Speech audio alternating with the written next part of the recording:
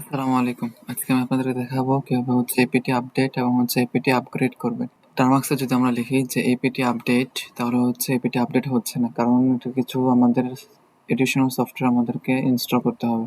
যদি আমরা apt update দেই তাহলে বিভিন্ন ধরনের এরর দেখতে পারবেন। এখানে ফরবিডেন এরর আছে এবং বিভিন্ন ধরনের এরর দেখতে পারবেন। তো এই এররগুলো আমাদেরকে রিমুভ করতে হবে।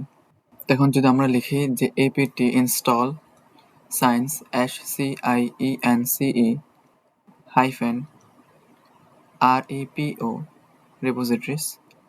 তো আমরা যদি এন্টার করি, ক্লিক করার পর এখানে আমাদের ওয়ার্ক হচ্ছে এবং ইনস্টল হওয়ার পর আমরা আরেকটা সফটওয়্যার আমাদেরকে ইনস্টল করতে হবে। তো আমরা আবার লিখি apt ইনস্টল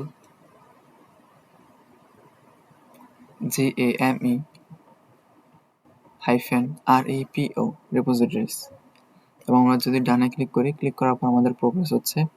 ইনস্টল হওয়ার পর এখন যদি আমরা দেখি যে 41 packages can be upgrade, run apt list upgrade. যদি আমরা আপগ্রেড করি, আমরা যদি এপিটি আপগ্রেড লিখি, লেখার পর আমাদের এপিটি আপগ্রেড শুরু হয়ে যাবে। এবং যদি আমরা ইয়েস ওয়াই ক্লিক করি, ক্লিক করার পর এন্টারে ক্লিক করি, ক্লিক করার পর আমরা আমাদের এপিটি আপগ্রেড ওয়ার্ক করতেছে। তো আমরা এখান থেকে সোর্সেস ডট লিস্ট এখানে ডিফল্ট হিসাবে নো দেখাচ্ছে। যদি আমরা কিবোর্ড থেকে অ্যান লিখি, লেখার পর আমরা যদি এন্টার করি,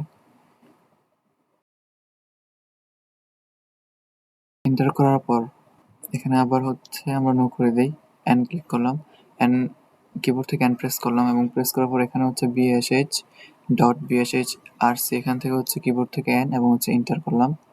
এন্টার করার পর আমরা এখন যদি দেখি যে apt update all package up to date হয়েছে কিনা, এটা যদি চেক করি, তাহলে আমরা apt আপডেট করলাম। apt আপডেট ক্লিক করার পর, apt আপডেট করার পর আমরা এখানে দেখতে পাচ্ছি যে all packages are up to date. তো এভাবে আপনারা টার্মেক্সে এপিটি আপডেট এবং এপিটি আপগ্রেড করতে পারেন। তো আজ এই পর্যন্তই। ধন্যবাদ।